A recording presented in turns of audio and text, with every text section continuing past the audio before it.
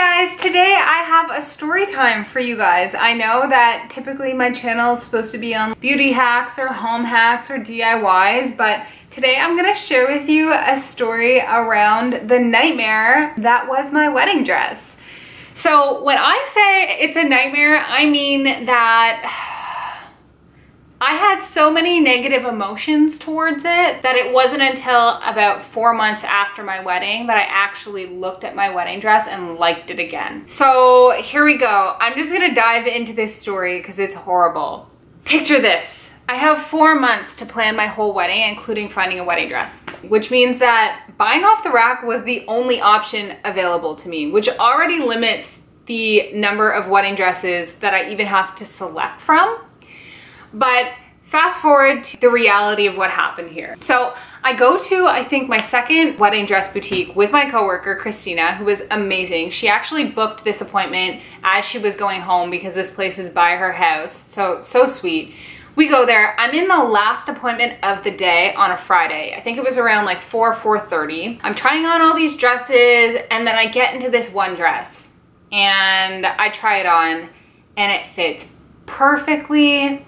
It's stunning. It meets my requirements in terms of the fact that like I have a little bit of a conservative family, so I needed something that was high in the front and wasn't strapless. And it just was, it was perfect. It was me. But with that said, I did have an appointment to go to 2 other places the next day in the morning. And so I said to the girl that was working there, she was helping me the whole time. She was really lovely. I said to her, okay, so what do you think here? Do I have to make a decision today? Do I need to buy it today? Bear in mind, I wasn't with my mom or my sister, but like I wanted more opinions basically. And she said, you know what? I'm sure if you call back tomorrow, it's still going to be here because very, very, very few people have ever tried on this dress. Why, you might ask? Because it's the type of dress that looks ugly on the rack. Like it just does actually. When I was looking at it, I was like, what is this dress? I put it on, I was like, oh, what is this? I love it. Moving forward, so I go about my day, I've taken these photos, I have a video of me wearing it with the veil, walking around, you can see my face, I look so happy in it. I had that it's the dress moment, but I just had, you know, also same feeling, like what if there's something else out there? Like what if I'm wrong? I don't have people around me to let me definitively make a decision. So I go home. The next day in the morning, go to these other off-the-rack sales that are happening. I don't find anything I like. At 1 p.m., I'm not even in Toronto anymore. I've gone to another city to go view these boutiques. And at 1 p.m., I'm like, you know what? I've decided I want that dress. I call the boutique and the boutique is like, oh my gosh, I am so sorry. I actually know exactly what you're talking about. The sales associate who was helping you yesterday is right next to me. We just sold that dress this morning. Okay, I guess. Great, that's so great. I also just want to add in one more fact. At this boutique, this dress somehow, I don't know how, was only $800, probably because no one tries it on. $800. Regular price, this dress is $3,500, okay? So I just felt so devastated. Man, it was my size, it's what I want, it was a great price, everything was so good about it. So I just carry on, I'm like, okay, I don't even know what to do. Maybe it's just not meant to be. You know what? It's not meant to be. I'm gonna keep looking at other places. I literally went all around to all these different boutiques and I just didn't like anything. So I reached a point where I was starting to freak out because really there's only so many dress options you have to buy off the rack, just in general. And so I started to freak out. Talking with my coworkers, this coworker again, Christina, she was like, I bet you can find this off the rack somewhere else. Let me just call. I'm sure you can find it, you know, in another city. Maybe it's somewhere, you'll be able to find it.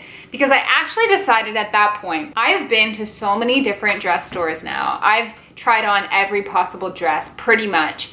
And I'm still stuck on this dress. This dress was my dress. I'm decided. So insert Christina once again. She's like, okay, you know what? I got this. Let me look for you. She starts looking all over the place. She starts finding all different places. She found a place, I think, in Montreal that carries the dress. Montreal's still 5 hours away.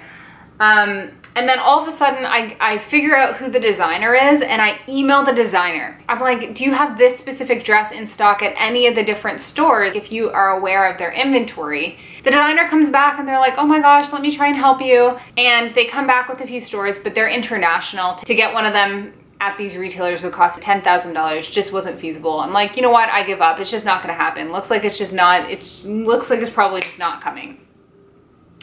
So I go to this one store based on the recommendation of another store that didn't actually have a lot of the style I was looking for in stock. She recommended this other store.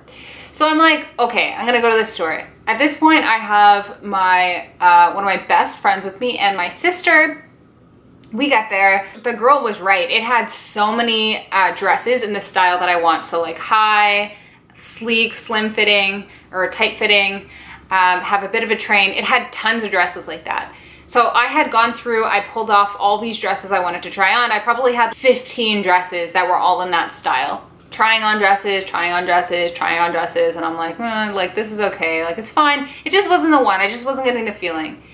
And then the second last dress I try on, I put it on and I'm like, this isn't fitting right, but this is really nice. I really like this dress. And then I look in the mirror closer and I'm like, this is the exact same dress I tried on at the other store.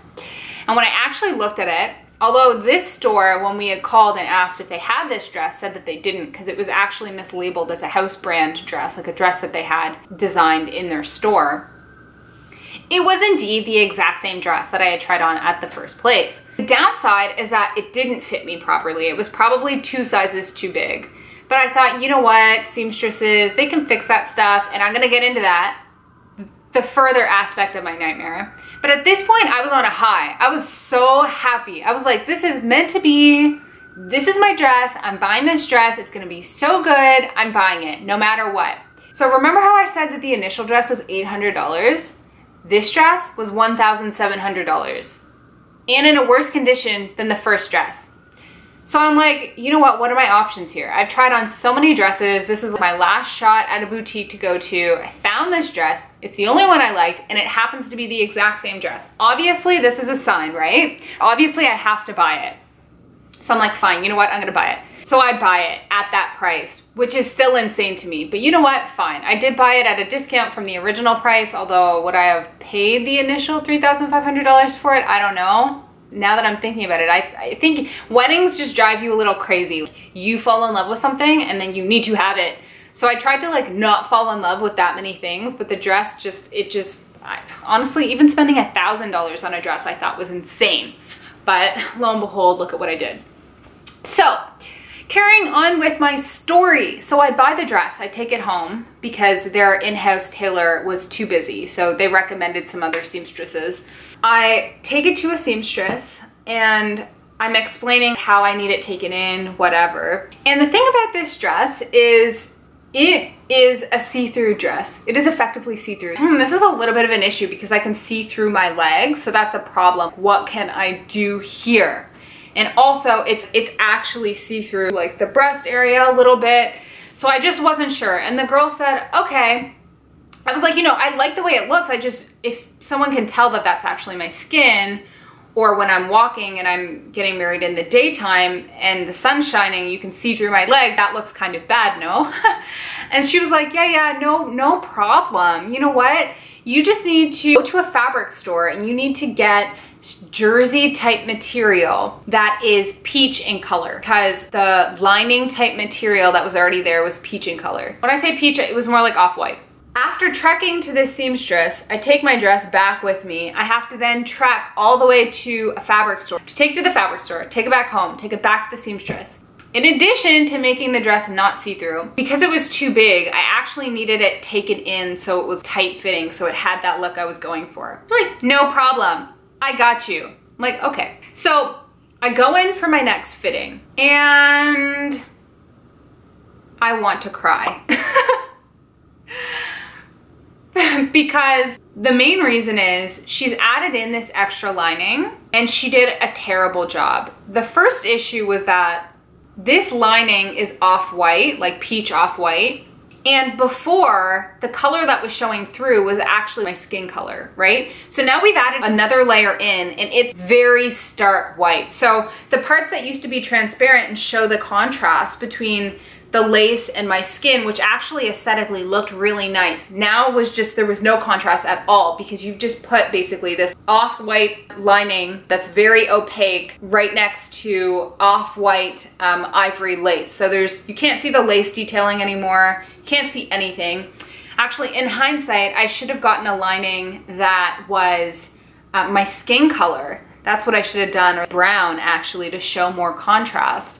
But I didn't know that at the time. I didn't know that, and the seamstress never recommended it. And so that was one part of it, because I looked at it and I was like, wow, not only did she do a bad job in sewing it in, it was very bunched in different areas and in parts that were around the seam. It used to look very delicate. The whole look of the dress was very delicate. And then once she added that in, it looked very bulky, and it was horrendous. Like at that point, I wanted to cry. I took some time, I went back and forth. I had my mom and my mother-in-law there, and I just decided to take all the lining out. I need that lining out, return the lining aspect back to the original dress, and I'll just figure out a way to make the dress not see-through on my own. The girl was super rude at that point. She was like, fine, I'll do that, but I'm gonna charge you extra money. But the other aspect about it was you only get 2 revisions for the fitting at this seamstress. So this was the first one, and I only had one more when I was gonna pick up the dress, okay? The other thing was she didn't take the dress in enough. She didn't make it skin tight like I told her I needed it to be. And so I couldn't really tell the quality of the job she had done in taking the dress in, because I just knew it didn't fit well. So she was like, no problem, I'm repinning the dress, reclamping the dress, remarking. I'm gonna take it in, it's gonna fit fine. So I'm like, okay, decently confident at this point. I go home, time passes, I go in for my last fitting when I'm gonna pick up my dress. The job that she had done in taking in my dress was horrendous. So when you take in a dress, you're supposed to take it in from the sides and maybe a little bit in the back. And instead what she did, so I had a V in the back, I'll insert a photo. Instead of taking it in from the sides, which would have kept the aesthetic of the back looking how it's intended to look, she took it in from the back seam only. So what that basically led to was many things. One is the V in the back, which used to be really low, and like that was the sexy part of the dress, was now quite high. And in addition, it was no longer like a V, it was more like a U that was higher up. And so I hated that. The side seams now, instead of being right in the side, were towards the back, which was weird, like it wasn't sitting properly. And the back seam that had lace that was lining up in V's the whole way down, or maybe they were V's this way, I can't remember. Either V's this way or V's this way. They didn't look right either, and like where all this lace for this dress is laid down by hand. So it's laid down to look a certain way. By the way that she took it in, it was just completely wrong. Wrong from the perspective of like what a seamstress should do. And me as an amateur, when it comes to sewing, I never would have even done it with that much carelessness. Like it was horrible. So the back of the dress just didn't look right at all. It still wasn't tight enough. And now the lining had been removed at my request, so the dress was still see-through.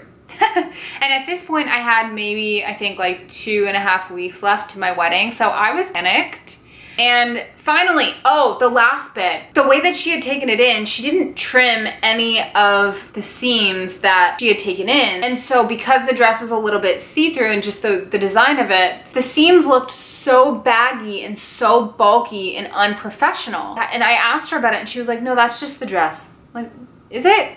Because then when I got home, I pulled apart all the pieces of material and I actually had to like trim the seams myself, because otherwise it looked so bad. It looked so bad. I'm also just gonna speak to what I did in terms of the fact that it was see-through. I decided to leave from the waist up with no lining. You couldn't actually see anything when I really paid attention.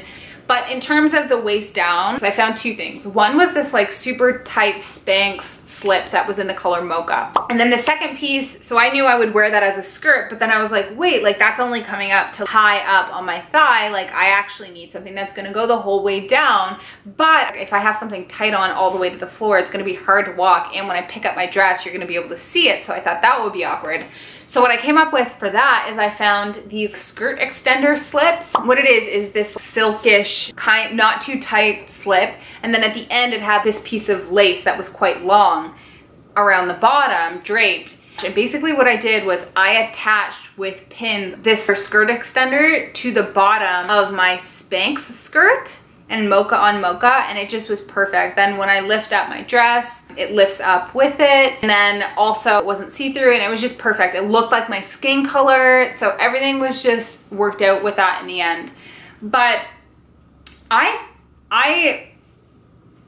when I would think about it and look at my wedding photos, and I didn't get my wedding photos for like 3 months till after my wedding. And even when I got them, I still hated my wedding dress. At that point, I was like, I hate this. It's funny, it's psychological, I think. Like I hated the experience I went through so much. It was such a nightmare to me in a time that's so high stress where you just want things to go your way that I hated it. I actually thought it was ugly. I thought it was terrible. But I can say now, I do look at my pictures and I think it's pretty now, but that took me a long time to feel that way. Like there was a lot of animosity I had towards that whole process. If I could do it again, I would say if you're like me and you had to buy off the rack, when you find a dress that you get those butterfly feelings in, act fast, don't wait. I would also say take your time with picking a seamstress. Make sure that, you know, you've thought things through and you've really used logic. And it's always a problem when you have to use a service provider and you can't do something yourself. You can't guarantee the outcome. In the end, I do think it worked out, minus the back. The back couldn't be fixed, obviously, so it was no longer this like sexy focal point. It is what it is. That is my story, guys. That was like one of the biggest stresses of my wedding planning process. Hope you guys like that story. Hope this doesn't happen to you. That was just the perfect storm of stupid events happening regarding a wedding dress. In the end, guys, if it does happen to you or something like this, just remember, I hate to say this, but it is just a wedding dress. It is just one day. You know, you're gonna look beautiful. Your significant other is gonna think you look beautiful, and they're not even gonna notice anything. Your family is not gonna notice anything. Everyone's gonna think you're stunning. Everyone's gonna love you, and that's really what matters in the end. So yeah, those are my words of wisdom. If you like stuff like this, I'll create more storytime videos. Other than that, stay tuned for more DIYs and hacks on beauty and home and stuff like that. If you like this video and you like my other videos, then leave me a comment down below. Subscribe to my social networks. Subscribe to my YouTube. And we'll chat again soon. Okay, until next time, bye!